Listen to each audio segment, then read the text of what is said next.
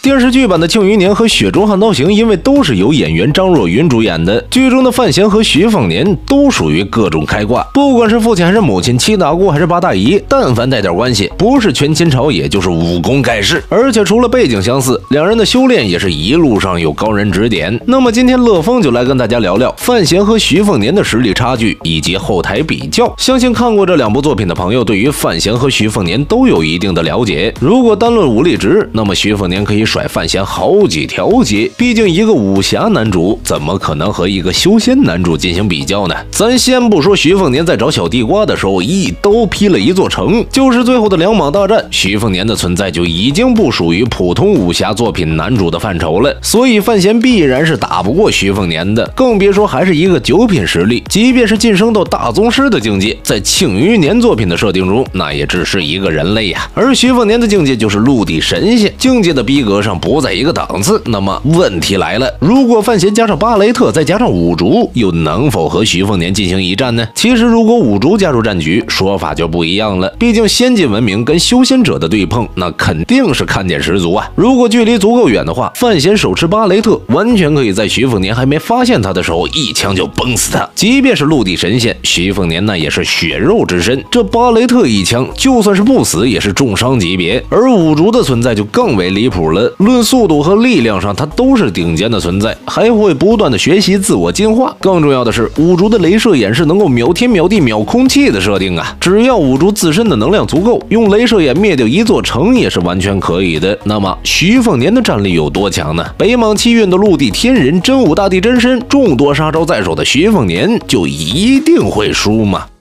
徐凤年打得过范闲吗？我想估计打10个都不成问题。那么他打得过五竹吗？这个问题我们要分析一下了。在雪中的世界中，境界分为一品四境和陆地天人。当年老剑神李淳罡晋升陆地天人境，一剑破甲2600，一气千里又百里，耗光了自身全部的气运，在绿袍儿的墓前了却了一生。而结局的巨北城之战中，持剑老祖随血谷又说道：“李淳罡，你在广陵江一剑破甲2600，我随血谷不愿输你。”说罢，一口气吐出了修炼了一辈子的满腹剑气，足足2座剑阵，4000把剑。用出这招之后，也是同样潇洒死去。我们这里计算啊，一剑杀1人，也有4000人死于随血谷的剑下。由此可见，陆地天人境李淳罡的战力绝对要多于4000人。而最后的番外篇中，找到小地瓜之后，天人大长生的徐凤年说道：“或许只有吕祖在世，才能够做到老剑神一剑破甲2600的壮举。但即便是现在的他，气虽然够了，但是剑法还差一些。从这句话，我们可以估计一下，徐凤年的战力应该在5000人左右。好了，那么徐凤年中，五竹和范闲的战力又该如何计算呢？首先，范闲的实力是9品上，监察院的影子就与范闲的实力相当。书中有提过，当年监察院叛乱，影子一人杀了几十名高手，这些高手起步都是7品境界的，而7品的高手在庆余年中，叶灵儿就是代表之一。以他领兵打西湖，在战场上能够来去自如来看，一人估计能够应付20来个普通士兵，所以从这里能够算出9品上的实力，估计能打1000个士兵。而五竹就更为恐怖了，大宗师打9品上，那就是切菜一般容易。在大东山之战中，司徒剑一剑就斩了上百护卫，按照7个护卫能敌9品上的说法，这一剑就能死10来个9品上。而在结局的皇宫之战中，五竹血洗皇宫，一人杀退了庆帝的3000禁军，这还是在没有用出激光眼的情况下。由此可见，徐凤年还真不一定打得过五竹。修仙者 vs 高科技，不知道大家更支持哪一方呢？好了，战力方面分析完了，那后台方面，徐凤年和范闲又谁更加变态呢？